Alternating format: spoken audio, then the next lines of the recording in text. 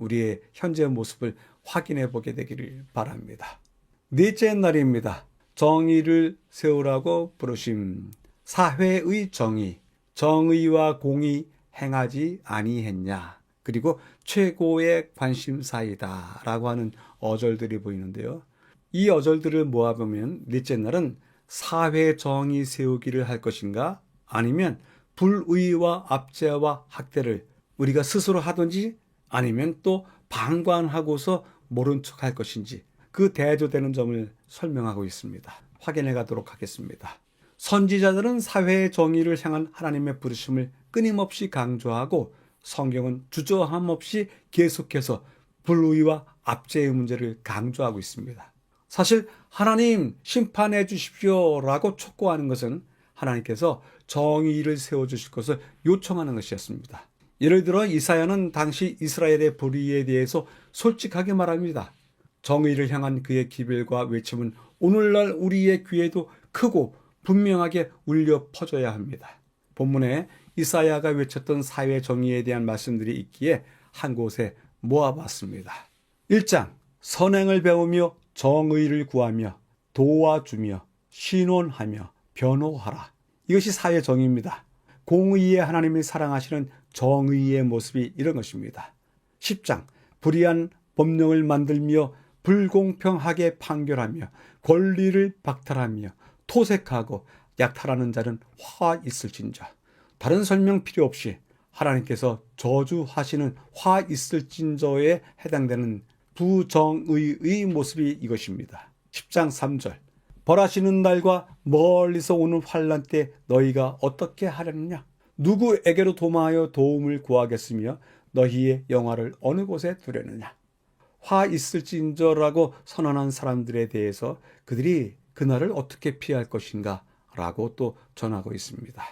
마찬가지로 가운데 부분에서는 예레미야가 외치던 사회 정의에 대한 말씀들도 한 페이지에 모아봤습니다. 22장, 불의로 그 집을 세우며 부정하게 그 다락방을 지으며 자기의 이웃을 고용하고 그의 품삯을 주지 아니하는 자에게 화 있을진저. 22장 13절의 말씀은 오늘날 우리 시대에도 있는 건축법과도 관련이 있는 것 아닌가 생각이 듭니다.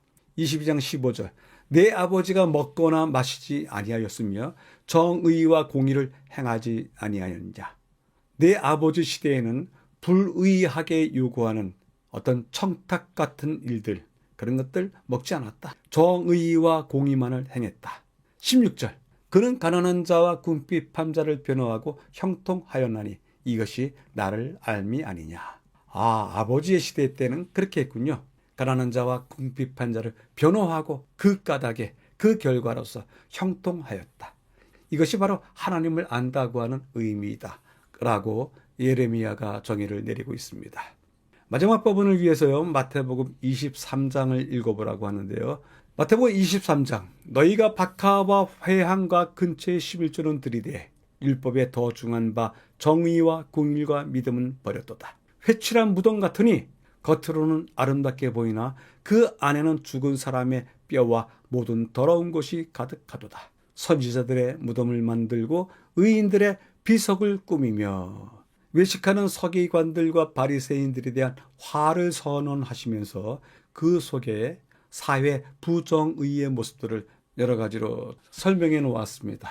예수님께서 말씀하신 더 중한 바가 무엇을 의미하는지 생각해 볼 수 있습니다. 불의에 대한 관심이 구약에 국한되는 것이 아니라는 것이 예수님의 사역의 많은 부분에서 불의가 큰 관심사였음을 통해서 분명히 알 수 있습니다. 조금 전에 우리가 읽었던 말씀처럼 그분은 이렇게 말씀하셨습니다.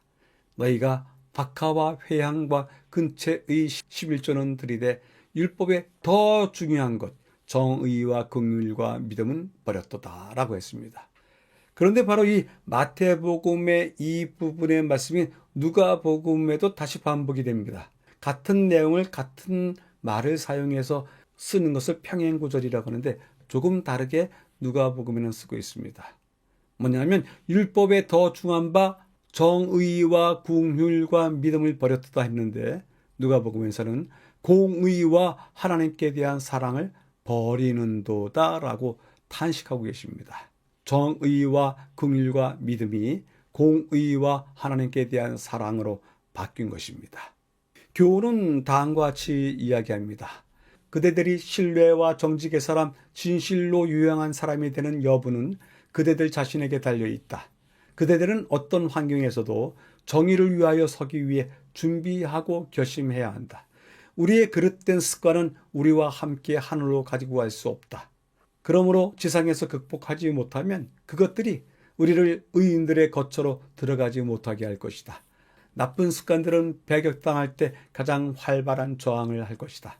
그러나 그 전쟁을 정력과 끈기로 계속하면 그것들이 정복될 것이다. 넷째 날을 요약해 보겠습니다. 정의를 세우라고 부르심이라고 하는 제목으로 살펴봤는데요. 전체 주제는 사회적인 약자에게 행해지는 불의와 압제에 대한 이야기를 하고 있습니다. 세 가지 이야기를 했는데요. 사회적인 불의와 압제에 대해서 공의를 행하라.